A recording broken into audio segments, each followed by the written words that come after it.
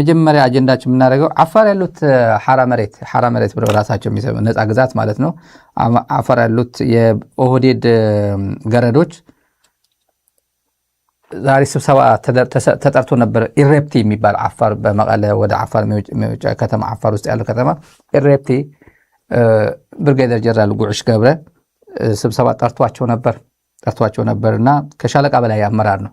ያው እነሱም ሻለቃ 10 የሚሆኑ 3 የሚሆኑ ሻለቃ ሻምበል አመራር አላቸው፣ ደረጃ አላቸው እና ከሻለቃ በላይ ስብሰባ ጠርቶ ጉዕሽ የጠዋት ስብሰባ ነበር።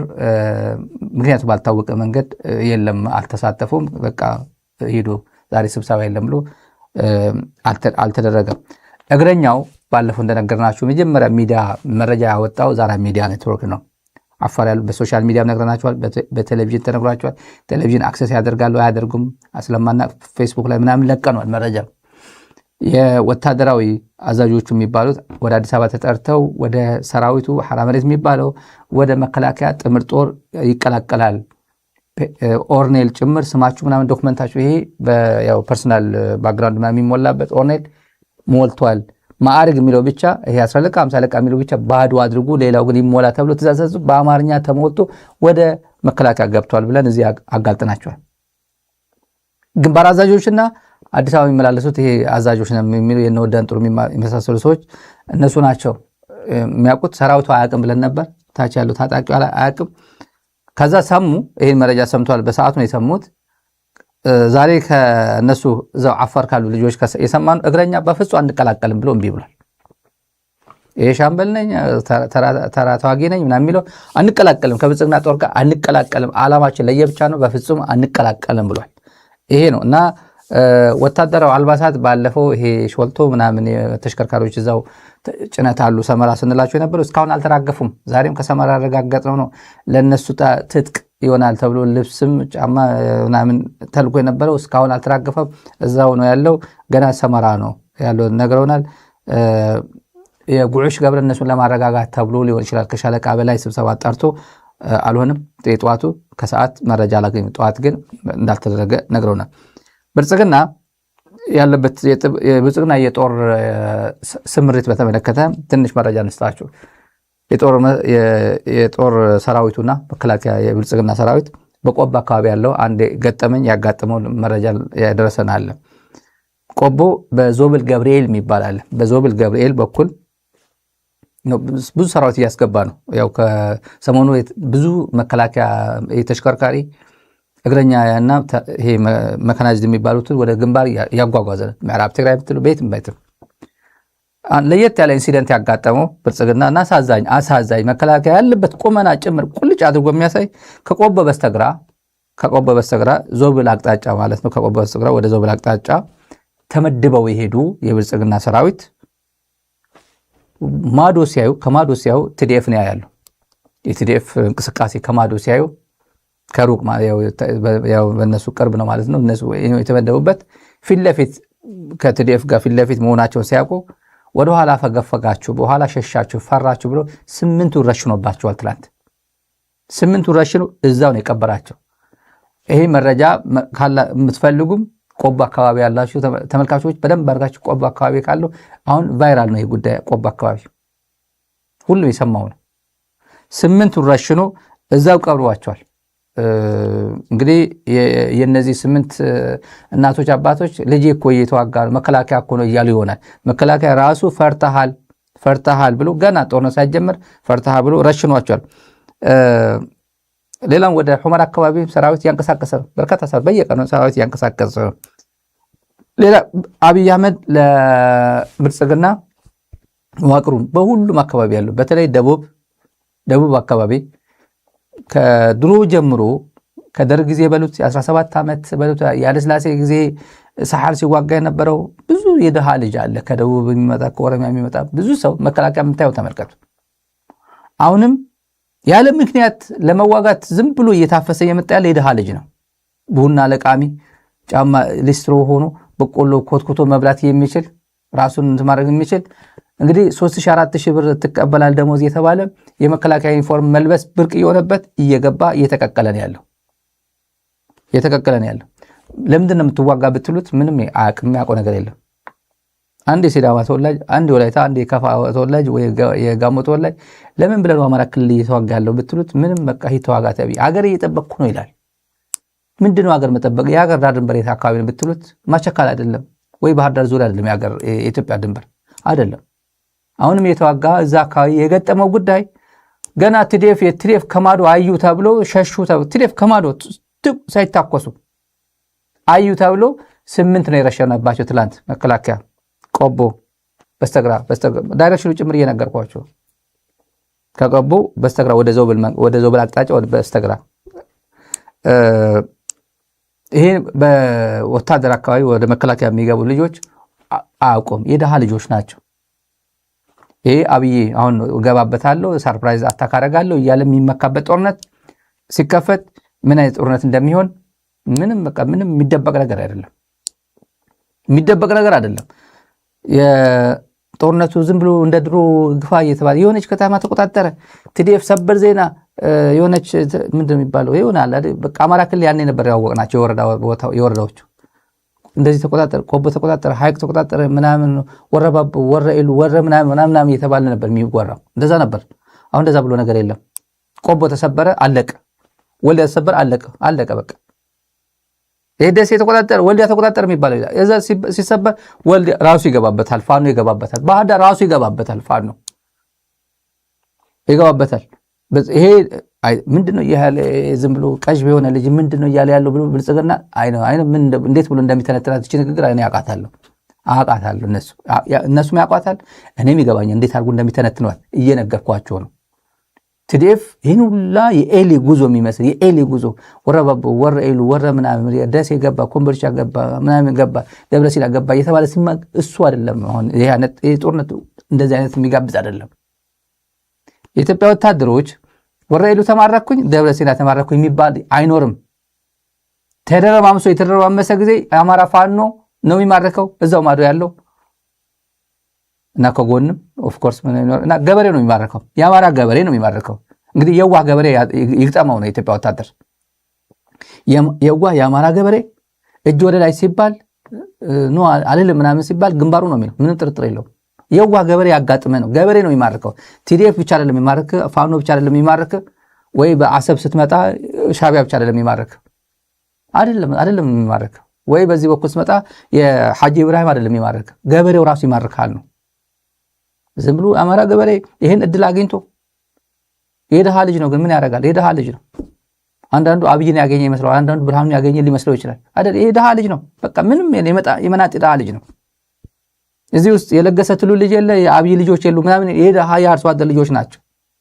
ይሄ ለወደፊቱ ሰከን ተብሎ ሊነገረው የሚገባ በድንበር አካባቢ ያለው ይሄ ሰራዊት ሲፈርስ ይፈርሳል። ይሄ ሰራዊት ሲፈርስ እንክብካቤ አድርጉለት። ይሄ ወታደር ምንም አያስፈልገውም። የደሃ ልጅ ነው። ተሳስቶ በተለያየ መንገድ የገባ ነው። ብልጽግና ምን አይነት የሞተ መንግስት ነው ይሄ! እነዚህን ሊያስበላ ስልጣንን ለማስቀመጥ ስልጣን ላይ ለመቀመጥ የኢትዮጵያ የደሃ ልጆችን ነው አሰማርቶ ያለውና ምን ማጣታቸው ነው እየተማገዱት ያለውና ሰብስባቸው፣ ዝም ብላችሁ ምግብ ያበላችሁ ሰብስባቸው ነው ይባላል። ሲፈርስ ነገ ሰው ይበለን ነው። እንዴት አፈራረሰው ራሱ ሁሉም ሰው ስለሚገምተው ነው። እና ብልጽግና ምንድነው የተሰጠው ትእዛዝ? አንደኛ በተቻለ አቅም ምልሻ ሰብስቡልኝ ይላል። በተቻለ አቅም ከየክልሉ ይሄ ፖሊስ፣ ልዩ ኃይል ምናምን የሚባል አወቃቀር አምጡልኝ ነው የሚለው አብይ። ነው የህዝብ ድጋፍ የሌለበት ምንም ልታደርጉ አትችልም። እንኳን ሰራዊት ሊሰጥ እንኳን ገበሬ ሊሰጥ አርሶ አደር እሺ ብሎን ይመጣ እንደ ትላንት ነው። አሁን ምግብ አቅርብ ስትባል፣ ፍየል አቅርብ ስትባል አያቀርብልህ። የህዝብ ይሁንታ የለውም። አማራ ክልል መቼ ነው ይሄ ነገር መጣልኝ ወይ አብይ እንኳን ደህና መጣ እያለ ይለበልብሃል። የአማራ ገበሬ እንኳን ለአንተ ድቁስ ወይም ጨው ምናምን ሊያቀብል ይቅርነተውና በዚህ አጋጣሚ መጣልኝ ወይ 4 ዓመት ሙሉ ግፍ የፈጸምክብኝ ዛሬ ነው ጊዜ፣ ዛሬ ነው ታይሜ ብሎ ይበቀልሃል ነው የምልህ። አጥቦ ነው የሚጥልህ። እንደ ብልጽግና አብይ አህመድ ባጫ ደበሌ፣ ሙርከኛ ባጫ ደበሌ አማራ አሁን ካልተበቀለ ወንድ ባይሆን ይሻላል፣ ሽንት ሆኖ ቢቀር ይሻለው ነበር፣ ባትፈጠር ይሻለ ነበር ሲለው የነበረው ያ ጊዜ አሁን ነው።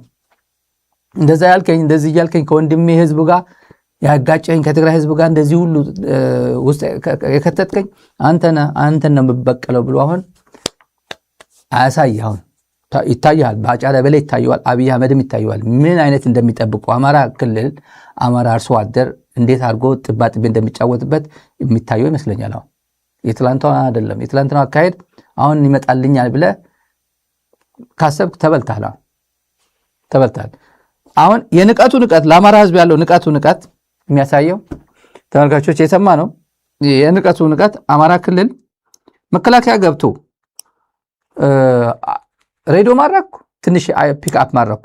ጮቄ ተራራ ምንድነው? ጮቄ ተራራ የሆነ ብልጽግና አካባቢ ሰማት ነው። ጮቄ ተራራ መኪና ፒክአፕ የፋኖ መኪና ማረኩኝ፣ የሆነ ተሽከርካሪ ነገር ማረኩኝ ይላል። አሁን ከየት አመጣው?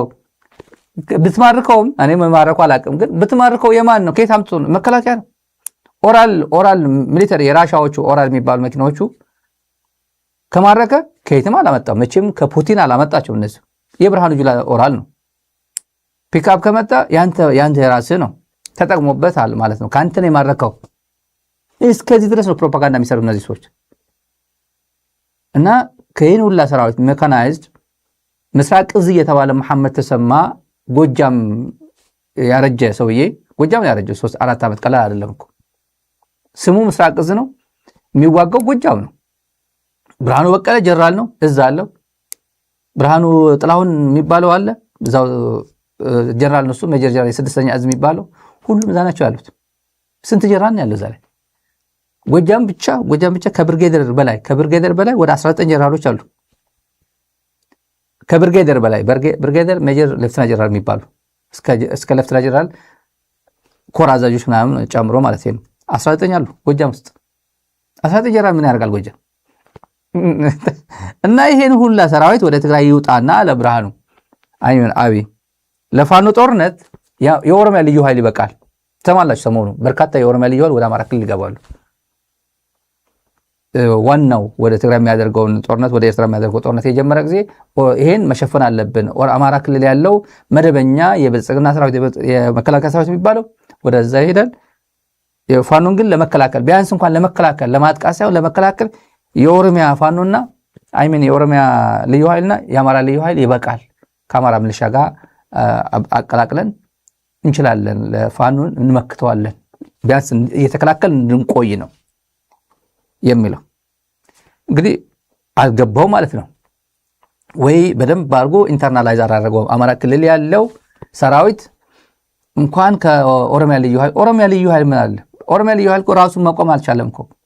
ኦሮሚያ እኮ ራሱ ችግር አለበት እኮ። ወረነ ቢስማ ኦሮሞ እኮ የሚቀጠቅጠው ሰራዊት እኮ ብቻው መቆም የማይችል እኮ የኦሮሚያ ልዩ ኃይል እኮ። ከማን ጋር? ኦላ ጋር ሳይችል እንደገና ወደ ፋኖ እንዴት አድርገህ ነው የምትሄደው? የራሱ ችግር አለበት እኮ። እዛ ላይ መቼ ተወጣው? ከቻልክ ኦሮሚያ አካባቢ ያለው የመከላከያ ለምን አታስወጣው?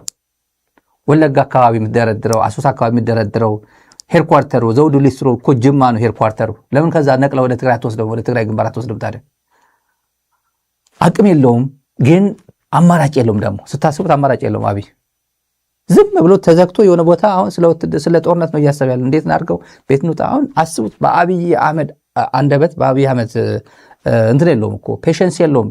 ስክሪን ላይ መታየት ተኳኩሎ የሆነ ፋና ላይ የሆነ እንደዚህ መረቁ እንደዚህ ታዩ ችግኝ ተከሉ ወይ የሆነ ጎፋ ሄዱ ጅማ ሄዱ እንደዚህ አይነት አይገርምም? ይሄ ሁላ 8 ዓመት ሙሉ ዘጭ ሲል ነው የነበረ። አሁን ጦርነት መጣብ ቁርጥ ቀን ነው። ትግራይ እኮ በቃ ቆረጠች እኮ ትግራይ ያሉ ከዳችን እኮ ብሎ ኦፒዲዮ ትላንት አቅርበዋል። እዚህ ላይ ከዳችን እኮ አይገርምም? በቃ ባንዴ እኮ ቡዋሉ ምንም እንትን ሳያደርጉ ብጫ ሳያሳዩ እኮ ሬዳ ቀይ ያሳዩ እኮ በቃ ሄደው ምንም በቃ እንቀብራቸዋለን ይባላል። እንዲህ ትንሽ ሂንት እንኳን ሳይሰጡን እኮ ምናምን ነው የሚሉት ኦፒዲዮ አሉ እንቀብራለን። ጠበቅን እምቢ አልክ፣ አይሆንም፣ ጌታቸዋለኝ፣ ጸድቃናለኝ፣ ከፋፍያቸዋለሁ፣ በታትኛቸዋለሁ አለ አንድ በተባበሩት መንግስታት የኢትዮጵያ ምክትል ቋሚ መልእክተኛ ሳሙኤል ኢብሳ የሚባለው አምባሳደር የተናገረው ነግራቸዋል። ትግራይ በታትነታታል አለ። ትግራይ እርስ በርሳቸው በታትነናቸዋል አለ። ዛሬ ቪዲዮ አለኝ ከነሱ በአፋን ኦሮሞ ነው ተደብቆ የሚያወራ ይመስለዋል። እኛ እናመጣዋለን ተርጉመናል እና ወደ እናንተ እናደርሰዋለን። ኦፒዲዮ የሚያወራው እዚህ ኒውዮርክ ተቀምጦ ትግራይ በታትነታታል ይላል።